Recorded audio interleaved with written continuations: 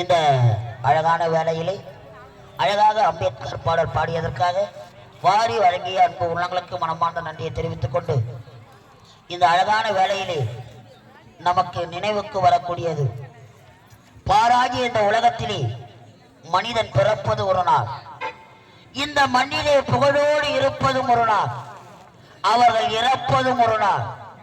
இந்த மண்ணிலே பிறந்து விட்டால் மட்டும் போதாது, நாம் பிறக்கும் பொழுது நம் தலையில் எழுதிய எழுத்து யாராலும் மாற்ற முடியாது.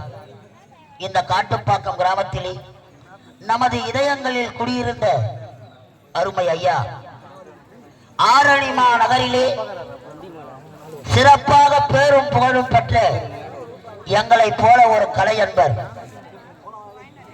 அவர் கற்றுக் கொடுத்த கலை இன்னும் இந்த மனதிலே வளர்ந்து கொண்டிருக்கிறது. இந்த மண்ணை விட்டு மறைந்தாலும் அவர் நினைவுகள் நம் மனதை விட்டு மறையவில்லை. நம்மோடு சில காலங்கள் பேசி சிரித்து நம்மோடு சிறப்பாக வாழ்ந்து நம் இதயத்தில் குடியிருந்த மறைந்த பிரபல காமெடி நடிகர் எஸ்.பி. பாண்டியன் என்று சொல்லக்கூடிய அருமை உள்ளம், எஸ்.பி. பாண்டியன் என்று சொல்லக்கூடிய அருமை உள்ளம் சிறு வயதிலே ஆரணிமா நகரிலே அவருக்கென்று ஒரு தனி ரசிகர் மன்றமே இருந்தது. அப்படி சிறப்புமிக்க ஒரு காமெடி ஜாம்புவான் எஸ்.பி. பாண்டியன் என்று சொல்லக்கூடிய கலைஞர் ஆரணி நவீனா நாடக மன்றத்திலே சிறப்பாக நடித்து இன்று நம்மையெல்லாம் மறந்து இறைவனோடு பாதத்தை அடைந்திருக்கிறார். அவரது உடலை இந்த மண்ணிலே நாம் விதையாக விதைத்திருக்கிறோம். அந்த சரீரம் இந்த மண்ணிலே அழிக்கப்பட்டாலும் நம் இதயங்களில் விட்டு அவர் இன்னும் போகவில்லை. அவர் ஆன்மா சாந்தி அடைய வேண்டும், இறைவனோடு பாதத்தில் இளைப்பாற வேண்டும்.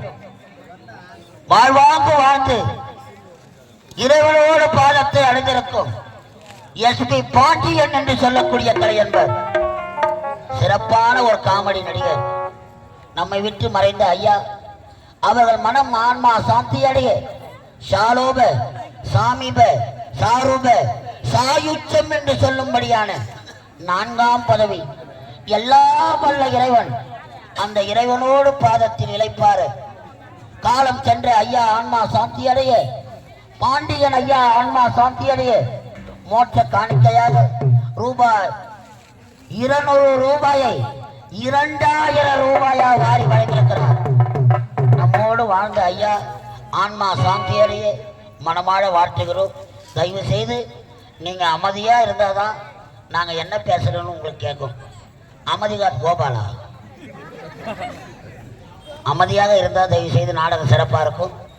உங்கள் வீட்டு பிள்ளைகளாக நினைத்து அனைவரும் உங்களை நம்பிதான் வந்திருக்கிறோம். ஆதரவு தரும்படி அன்போடு கேட்டுக்கொள்கிறோம். நன்றி, வணக்கம்.